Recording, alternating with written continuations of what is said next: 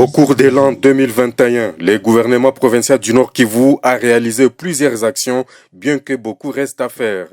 Ces propos sont du gouverneur militaire, le lieutenant-général Constant Dima, lors de la cérémonie d'échange de vœux pour l'année 2022, cérémonie qui a eu lieu dans l'enceinte du gouvernorat de province ce vendredi 7 janvier 2022. C'était en présence de plusieurs invités de marque que l'autorité provinciale a dressé son bilan à mi-parcours et les perspectives d'avenir, surtout pour l'an 2022.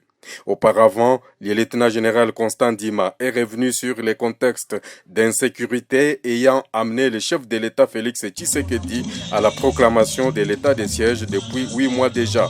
S'agissant de l'auto-évaluation de cet état de siège, le gouverneur militaire a affirmé de bons résultats. Il a souligné la consolidation de ceux-ci avec la mutualisation des forces entre les FRDC et UPDF contre les ADF. Outre le travail fait sur le plan sécuritaire, Constant Dima a brossé d'autres réalisations dans le secteur des infrastructures, dont l'ouverture et la réhabilitation de plusieurs axes routiers, l'appui à la riposte contre Covid-19 et Ebola, ainsi que la forte mobilisation des recettes et la gestion de la période post-éruption volcanique.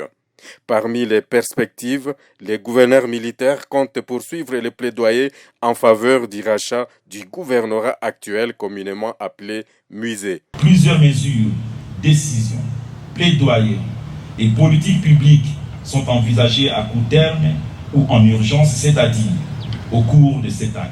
Au titre des plaidoyers, nous pouvons citer le rachat de l'immeuble abritant le gouvernorat du Nord Kivu, dit musée de Ilmi, en faveur de l'État congolais en général et de la province du Nord Kivu en particulier. Au jour d'aujourd'hui, les pourparlers avec les propriétaires sont en cours et avancent très bien. Le renforcement de la capacité opérationnelle des forces de défense, de la police nationale congolaise et services spécialisés à travers une réorganisation rapide et dotation des troupes en moyens humains, financiers et logistiques conséquents. Bien avant, le directeur des cabinets du gouverneur, M. Ovide Pierre Lité, a appelé la population nord-kivusienne à continuer de soutenir l'état des sièges.